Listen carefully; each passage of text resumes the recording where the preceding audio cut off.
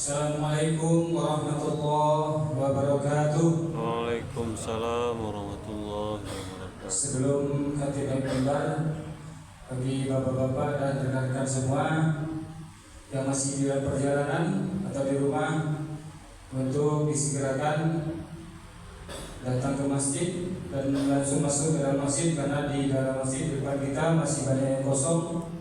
Untuk itu marilah kita isi saf-saf yang terdepan terlebih dahulu agar kesempurnaan sholat berjamaah kita terlaksana.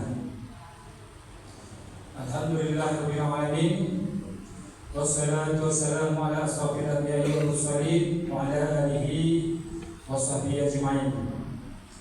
Alhamdulillah, bersyukur kita kepada Allah Subhanahu wa taala atas limpahan rahmat dan karunia-Nya kepada kita semua, hingga pada hari ini kita masih diberikan kesempatan dan kesehatan untuk sempat berkumpul di rumah Allah yang kita cintai ini, yaitu di Masjid Raya Al-Munawwarah yang kita muliakan. Salawat beriring salam kita sampaikan kepada Allah agar diteruskan kepada junjungan Nabi besar kita Muhammad sallallahu alaihi wasallam. Allahumma shalli ala Muhammad wa ala ali Muhammad. Waktu Jumat kita pada hari ini jam 12 lewat 27 menit, ada sekitar 8 menitan menunggu waktu sholat masuk. Alhamdulillah, pada hari ini khatib kita yang bertindak sebagai menyampaikan khutbah pada hari ini adalah Ustaz Muhammad Siddiq MAG. Alhamdulillah, beliau sudah ada di tengah-tengah kita. Dan bagi bapak-bapak semua, sebagai sunnah Rasul yang disampaikan kepada kita semua adalah mari kita penuhkan saf yang terdepan lebih dahulu. Masih ada kosongan, mohon diisi Pak saf terdepan lebih dahulu karena masih banyak yang kosong. Dan untuk pengumuman kas keuangan masjid sebagaimana biasa, besok pagi insyaallah akan disampaikan dalam kajian KBS. Dan mungkin ada tambahan bagi kita sendiri, penyampaian tentang program-program masjid mungkin sudah lama tidak kita sampaikan. Di Masjid Munawwarah kita sudah melaksanakan kegiatan-kegiatan dakwah. Untuk Sabtu KBS besok pagi insyaallah akan disampaikan oleh pemateri kita Ustaz Sobar Lubis minggu keempat, dan KBM tiap hari Selasa pertama sampai Selasa keempat. Dan untuk kajian fikih itu hari Kamis ba'da Isya. Ini perlu kita sampaikan lagi kepada bapak-bapak semua agar kita mengevaluasi, menambah pengetahuan kita tentang ibadah-ibadah yang kita lakukan ke setiap harian kita. Dan beberapa program-program lain termasuk pandang penguburan yang di air dingin yang sudah berjalan berapa tahun ini. Untuk itu bagi bapak-bapak dan saudara bisa mencari informasinya ke Masjid Al-Munawwarah atas nama Ketua Sosial, bidang sosial itu Bapak Sofyan Chandra, dan sebagai bendahara Pak Haji Afrizal. Jika ada nanti saudara kita yang meninggal, kita tidak susah lagi mencari tempat untuk menanam si mayit. Ini beberapa hal yang perlu kita sampaikan juga bagi bapak-bapak semua. Jangan sampai nanti ada setelah meninggal mencari tempat masuk ke Munawwarah, tak tahu tak diterima. Ini problemnya tetap ada, maka kita sampaikan itu bagi bapak-bapak dan saudara, kesempatan bagi kita untuk mengambil kafling-kafling selagi masih di harga 1 juta per kafling. satu Muharram. Sampai satu Safar. Sampai satu Safar ya. Ini kami beritahukan kepada bapak-bapak saudara semua, mungkin setelah itu kafirnya akan naik. Di dalam rangka kita memperbaiki beberapa jalan yang belum siap di jalan kebun. Mungkin itu saja yang dapat kita sampaikan. Banyak maaf jika waktu sudah masuk, nanti kami dipersilakan untuk naik ke mimbar. Assalamualaikum warahmatullahi wabarakatuh. Waalaikumsalam warahmatullahi wabarakatuh.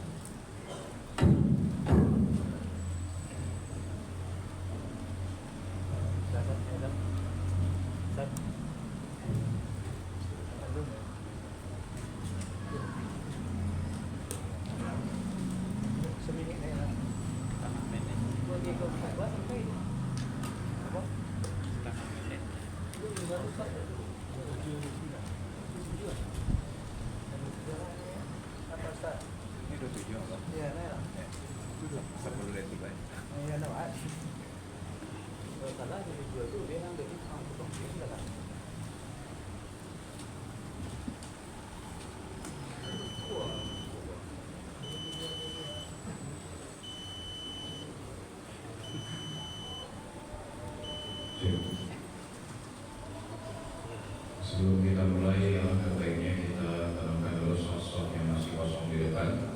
Sosok di depan itu lebih baik dan lebih mulia. A'udzubillahi minasyaitonirrajim. Bismillahirrahmanirrahim. Assalamualaikum warahmatullahi wabarakatuh. Waalaikumsalam warahmatullahi wabarakatuh.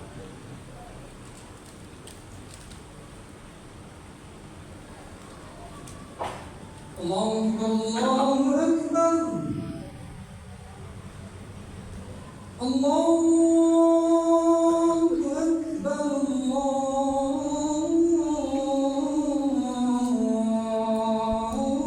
Akbar.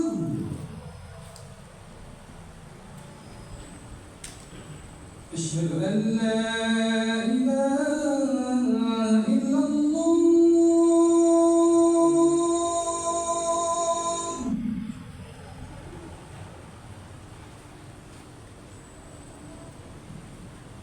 أشهد أن لا إله إلا الله.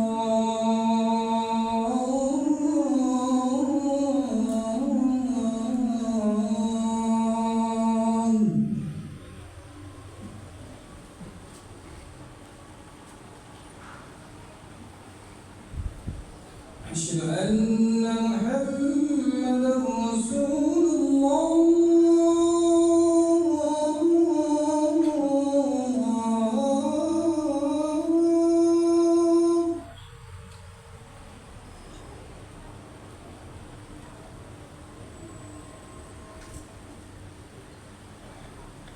أشهد أن محمدا رسول الله.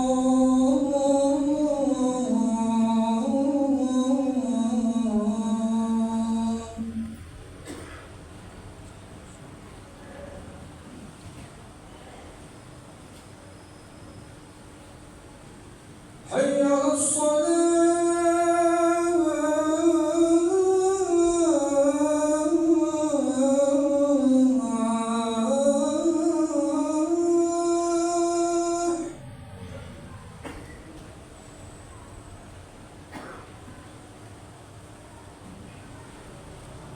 حي على الصلاة.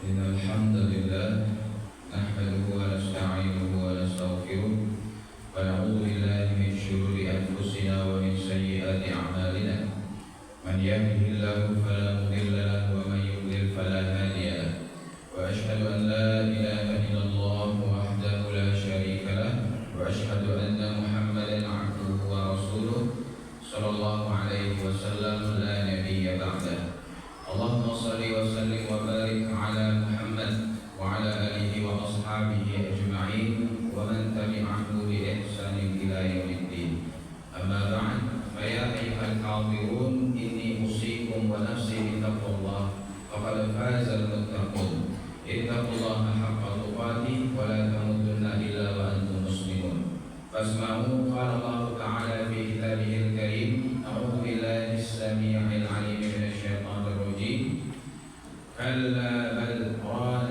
على قلوبهم ما كانوا يكسبون وفي آية أخرى يدخل من يشاء في رحمته والظالمين أعد لهم عذابا أليما صدق الله العظيم. Bapak-bapak, saudara-saudara, ma'asyiral muslimin, sedang jemaah Jumat rahimahumullah. Segala puji hanya bagi Allah yang kita senantiasa bersyukur kepadanya. Allah kumpulkan kita di sebaik-baik tempat, di sebaik-baik hari, dalam sebaik-baik ibadah, yaitu pelaksanaan sholat Jumat. Sholat Jumat disebutkan khusus dalam Al-Quran. Al-Quran surah Al-Jumu'ah ayat yang ke-9. Allah Ta'ala berfirman, A'udzubillahi minasyaitonirrajim. Ya ayyuhalladzina amanu, wahai orang-orang beriman, idza nudiya bis-shalati min yaumil jumu'ah, apabila telah terdengar seruan panggilan sholat Jumat, fas'au ila dzikrillah wa dzarul bait, maka bersegeralah kamu memenuhi panggilan tersebut, bersegeralah mengingat Allah, dan tinggalkanlah jual belimu, perdaganganmu, bisnismu, kantormu, rapatmu, semua perkara dunia tinggalkanlah dan penuhilah panggilan sholat Jumat. Dzalikum khairul lakum in kuntum ta'lamun. Melaksanakan itu, memenuhi panggilan sholat Jumat lebih baik bagimu, kata Allah, andai kamu mengetahui. Juga disebutkan dalam hadis riwayat Imam Muslim, Nabi SAW bersabda, Man tawadda'a fa ahsana wudu, barang siapa yang berwudu dengan sempurna, tsumma atal jumu'ah, kemudian menghadiri pelaksanaan sholat Jumat, fasama'a wa ansat, duduk diam mendengarkan khatib berkhutbah, tidak berkata sepatah kata pun, ghufira lahu ma bainahu wa bainal jumu'ah wa ziyadatu thalathati ayyam, diampuni dosa-dosanya di antara dua Jumat ditambah 3 hari. Berarti 10 hari dosa-dosa diampuni setiap kita melaksanakan sholat Jumat. Keutamaan yang luar biasa. Akan tetapi dengan catatan waman masal hasa faqad lagha. Namun barang siapa yang berlalai-lalai, berlengah-lengah, bermain-main ketika khatib menyampaikan khutbahnya, maka sia-sialah pahala Jumatnya. Inilah yang tidak bosan-bosannya khatib sampaikan setiap pelaksanaan khutbah Jumat. Wajib bagi khatib menyampaikan khutbah dan wajib bagi jemaah semua untuk mendengarkan. Sholat zuhur 4 rakaat, sholat Jumat hanya 2 rakaat saja. Maka 2 rakaat lagi seolah-olah digantikan dengan mendengarkan khutbah Jumat ini. Maka hendaklah kita khusyuk mendengarkan khutbah Jumat sebagaimana khusyuknya kita ketika sholat. Maka tinggalkanlah segala aktivitas kita yang tidak ada hubungannya dengan khutbah Jumat. Apakah main HP, ngobrol, berbicara dan lain-lain. Jangan sampai capek-capek kita datang ke sini tapi tidak bernilai apa-apa di sisi Allah. Tidak lama-lama, kurang lebih 20 menit saja. Salawat dan salam kepada baginda Nabi Muhammad sallallahu alaihi wasallam. Ma'asyiral muslimin yang dimuliakan Allah, izinkanlah khatib menyampaikan wasiat takwa kepada kita bersama. Hendaklah kita senantiasa mempertahankan juga meningkatkan ketakwaan kepada Allah. Sebab hanya dengan ketakwaan inilah kita bisa memperoleh kebahagiaan dan keselamatan yang sesungguhnya baik di dunia maupun di akhirat. Ma'asyiral muslimin, sedang jemaah Jumat rahimahumullah. Dalam Al-Quran, perbuatan zalim mendapatkan kecaman yang luar biasa dari Allah. Begitu juga dalam hadis-hadis yang disampaikan oleh Nabi SAW. Perbuatan zalim adalah perbuatan maksiat, perbuatan dosa, perbuatan yang dilarang oleh Allah Subhanahu wa taala. Kaum muslimin yang dimuliakan Allah, perbuatan zalim bukan hanya mendatangkan dosa bagi pelakunya, tetapi mendatangkan bahaya-bahaya yang luar biasa, bahaya-bahaya yang mengkhawatirkan kita. Apa-apa saja itu? Bahaya yang pertama, perbuatan zalim itu menutupi hati. Disebutkan dalam Al-Quran surah Al-Mutaffifin ayat 14, Allah Ta'ala berfirman, kalla bal rana ala qulubihim ma kanu yaksibun. Sekali-kali tidak, sesungguhnya apa yang mereka lakukan itu, perbuatan zalim yang mereka lakukan, menutupi hati mereka. Nabi menafsirkan ayat ini dalam hadis riwayat Imam At-Tirmidzi. Nabi SAW bersabda, innal 'abd, seorang hamba itu, idza akhta'a khati'ah, apabila melakukan suatu dosa, nukitat fi qalbihi nuqtatun sauda, akan dititikkan di dalam hatinya suatu titik hitam. Fa idza huwa naza'a wastaghfara wa taba, apabila dia tinggalkan perbuatan dosa itu, meminta ampun kepada Allah dan bertaubat, sukila qalbu, maka bersih kembali hatinya seperti semula. Wa in 'ada, namun kalau dia kembali melakukan dosa itu, zida fiha, maka dititikkan lagi titik hitam tersebut, hatta ta'luwa qalbah, sampai lama kelamaan hatinya pun menjadi hitam gelap disebabkan titik-titik hitam itu berkumpul. Wa huwa ran alladzi dzakarahu Allah fil Qur'an, dan inilah haram yang disebutkan Allah dalam Al-Quran surah Al-Mutaffifin ayat 14 yang kita bacakan tadi. Kaum muslimin yang dimuliakan Allah, maka perbuatan maksiat itu bukan hanya mendatangkan dosa bagi pelakunya, tetapi menutupi hati dia dari kebenaran.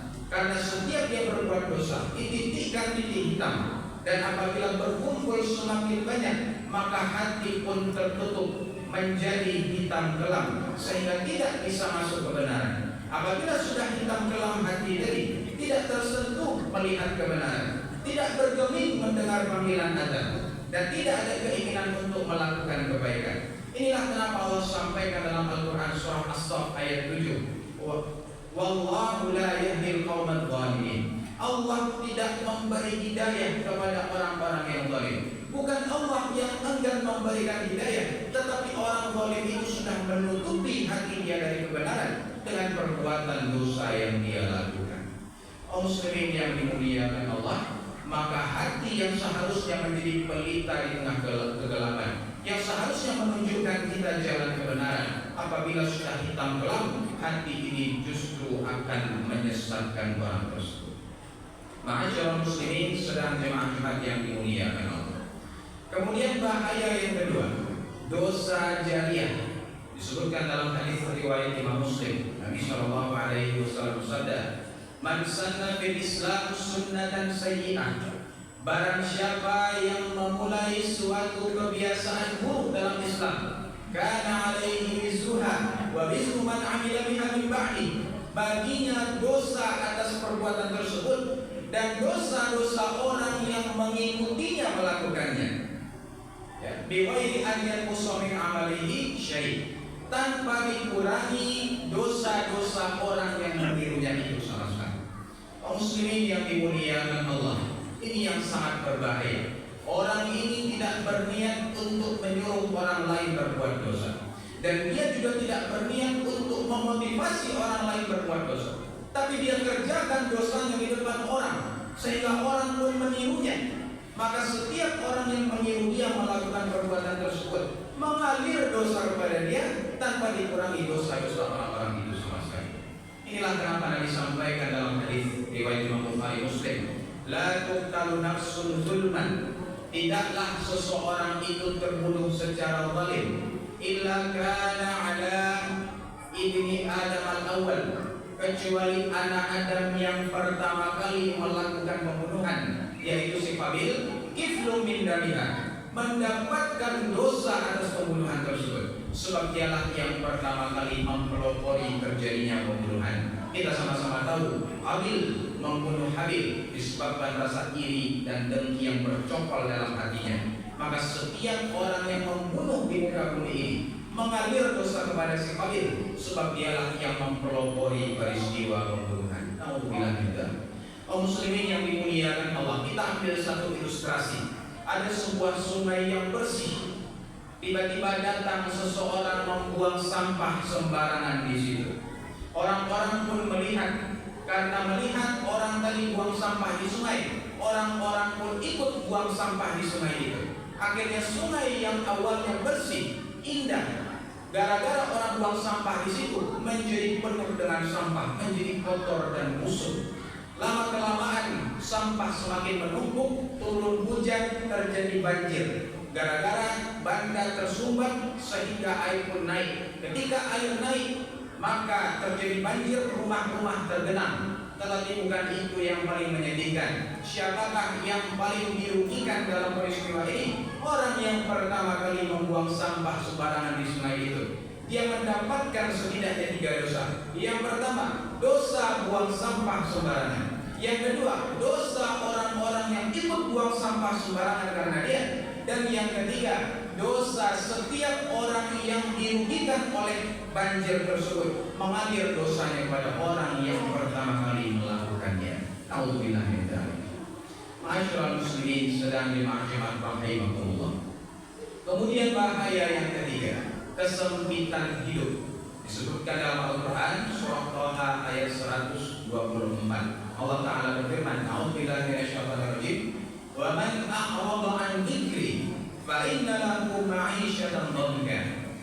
Barang siapa yang berpaling dari peringatanku, maka baginya kehidupan yang sempit. Wa nahsyuruhu yaumal qiyamati a'ma. Dan akan kami kumpulkan di akhirat nanti dalam keadaan buta. Kaum muslimin yang dimuliakan Allah, orang yang melakukan maksiat tidak akan mendapatkan ketenangan dalam jiwanya. Tanyalah kepada orang yang berzina tadi malam, atau orang yang minum minuman keras, minum khamar, atau orang yang membegal, mencuri. Setelah dia melakukan perbuatan dosanya tersebut, adakah ketenangan dalam jiwanya?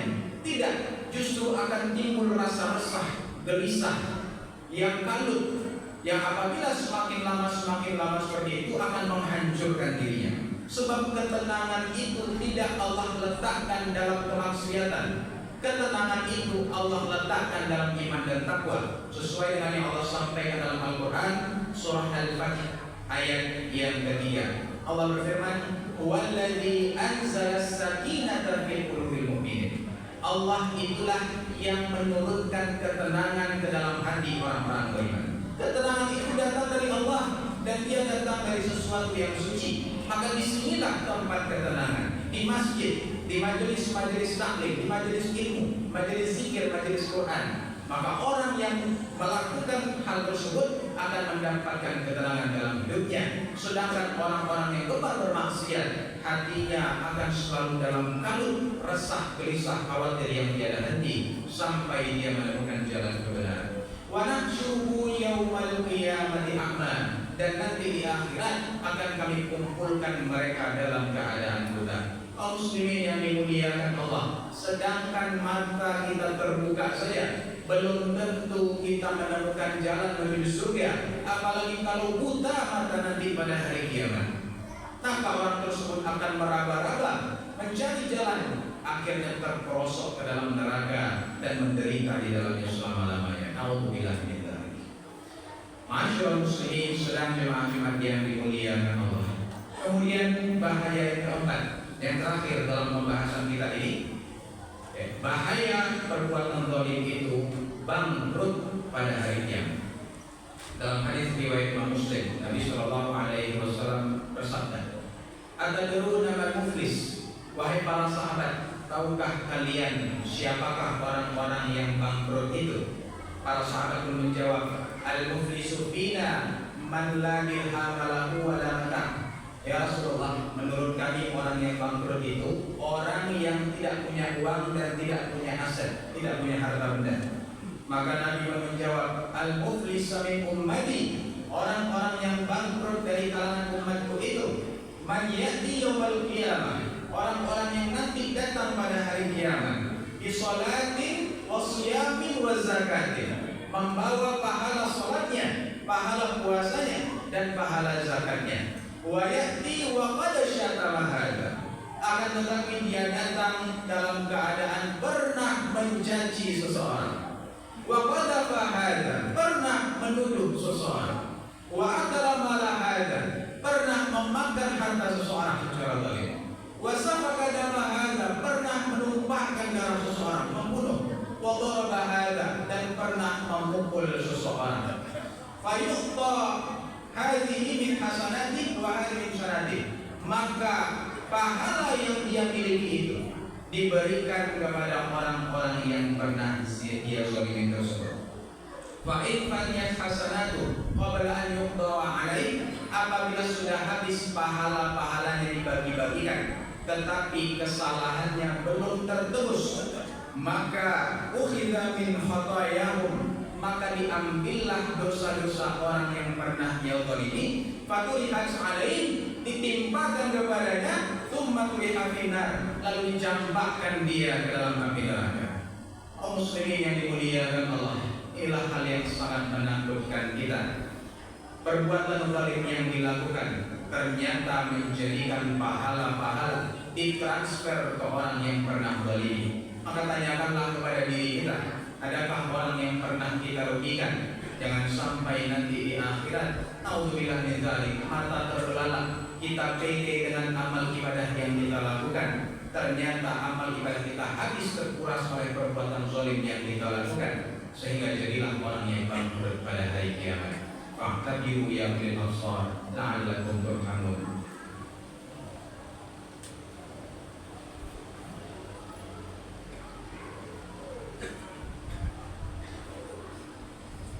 Alhamdulillahilladzi bi ni'matihi tatimmu shalihat, walhamdulillahi 'ala kulli hal, wa asyhadu an la ilaha illallah wa asyhadu anna Muhammadar Rasulullah. Allahumma shalli 'ala Muhammad wa 'ala ali Muhammad. Ya ayyuhalladzina amanu taqullaha haqqa tuqatih wa la tamutunna illa wa antum muslimun. Kaum muslimin yang dimuliakan Allah, sudah 17 menit khutbah pertama kita, masih ada 3 menit lagi di khutbah yang kedua ini. Maka inilah beberapa bahaya melakukan perbuatan zalim yang sungguh-sungguh mengkhawatirkan kita. Maka periksalah diri kita masing-masing. Mungkin kita pede dengan amal soleh yang kita lakukan. Kita sudah laksanakan sholat di masjid 5 waktu sehari semalam. Sedekah kita tidak pernah putus. Puasa sunnah kita jalan terus. Tetapi orang-orang yang ada di kiri kanan kita, bisakah kita pastikan mereka tidak terusik oleh kehadiran kita? Ada di antara kita yang kadang, mohon maaf, menyetel musik keras-keras sehingga mengganggu orang-orang di kiri kanan kita. Apabila mereka terganggu, naudzubillah min dzalik, bisa masuk kita ke dalam kategori hadis yang disebutkan ini. Setiap orang terganggu atas perbuatan kita, maka mengalirlah pahala kita kepada orang tersebut tanpa kita sadari. Apabila sudah habis pahala kita, maka dosa orang itu yang ditransfer ke kita. Maka takutlah kita dengan perbuatan zalim. Kita berharap semoga Allah Subhanahu wa taala melindungi kita, melindungi keluarga kita dan jemaah kita dari perbuatan-perbuatan zalim yang merugikan dan membangkrutkan pada hari kiamat nanti. Innallaha wa malaikatahu yusholluna 'alan nabi ya ayyuhalladzina amanu shallu 'alaihi wa sallimu taslima. Allahumma shalli 'ala Muhammad wa 'ala ali Muhammad kama shallaita 'ala Ibrahim wa 'ala ali Ibrahim wa barik 'ala Muhammad wa 'ala ali Muhammad kama barakta 'ala Ibrahim wa 'ala ali Ibrahim fil 'alamin innaka Hamidum Majid. Allahumma ighfir lil muslimin wal muslimat wal mu'minin wal mu'minat al ahya'i minhum wal amwat innaka samii'un qaribun mujibud da'wat wa qadiyal hajat. Allahumma irfa'na al wala wal bala wal waba wal fahsya wal munkar was suyuf al mukhtalifah wasyada'id wal mi'ana ma dhahara minha wa ma dhahara min baladina hadza khassah wa min buldanil muslimin 'amman innaka 'ala kulli syai'in qadir. Rabbana atina fid dunya hasanah wa fil akhirati hasanah wa qina adzabannar. Ibadallah, innallaha ya'muru bil 'adli wal ihsan wa ita'i dzil qurba wa yanha 'anil fahsya'i wal munkari wal baghi ya'idukum la'allakum tadhakkarun wa la dzikrullahi akbar. Aqimus shalah.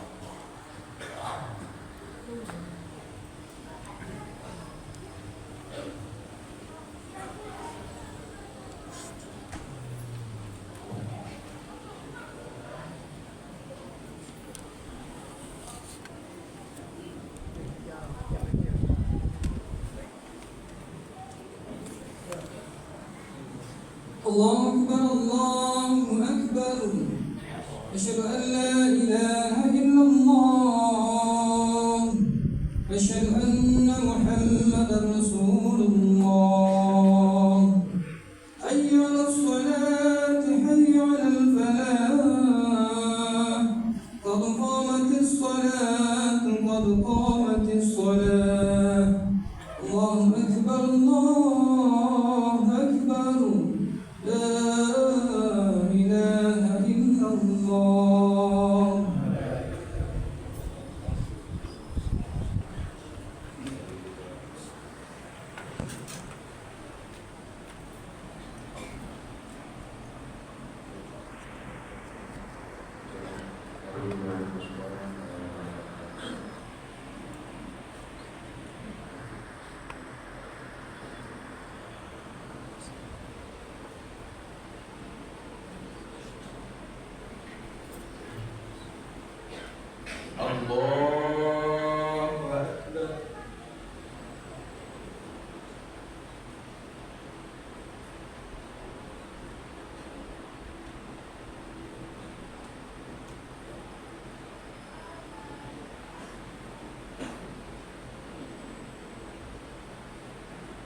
الحمد لله رب العالمين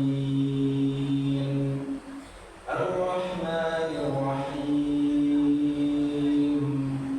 مالك يوم الدين إياك نعبد وإياك نستعين اهدنا الصراط المستقيم صراط الذين أنعمت عليهم غير المغضوب عليهم ولا الضالين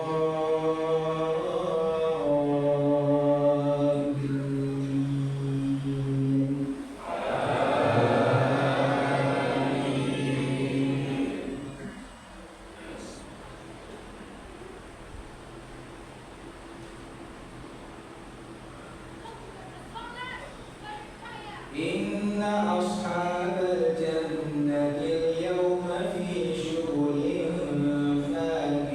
فاكهون هم وأزواجهم في ظلال على الأرائك متكئون لهم فيها فاكهة ولهم ما يدعون سلام قولا من رب رحيم وامتازوا اليوم أيها المجرمون ألم أعهد إليكم يا بني آدم ألا تعبدوا الشيطان إنه لكم عدو مبين وأن اعبدوني هذا صراط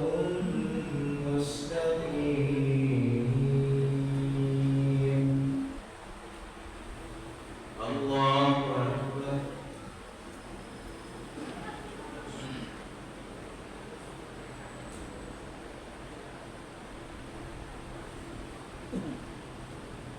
سمع الله لمن حمده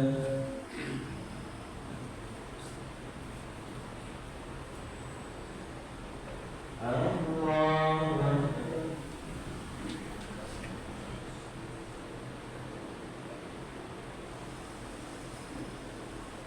الله أكبر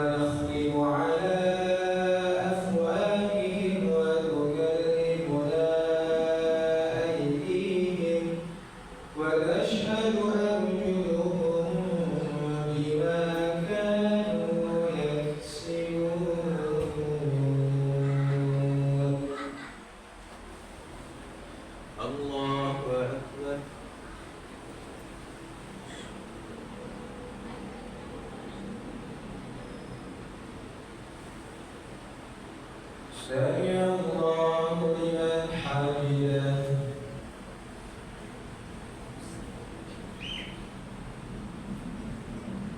الله أكبر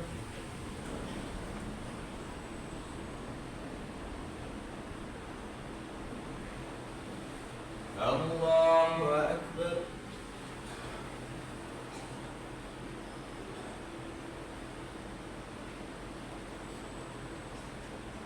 الله أكبر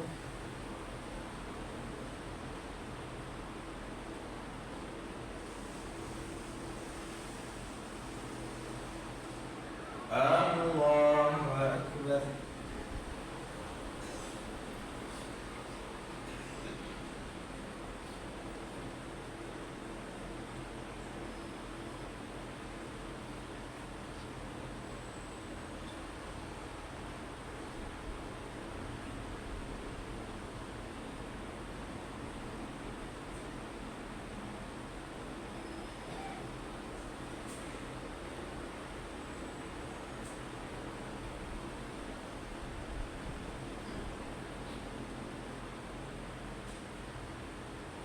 السلام عليكم ورحمة الله. السلام عليكم ورحمة الله.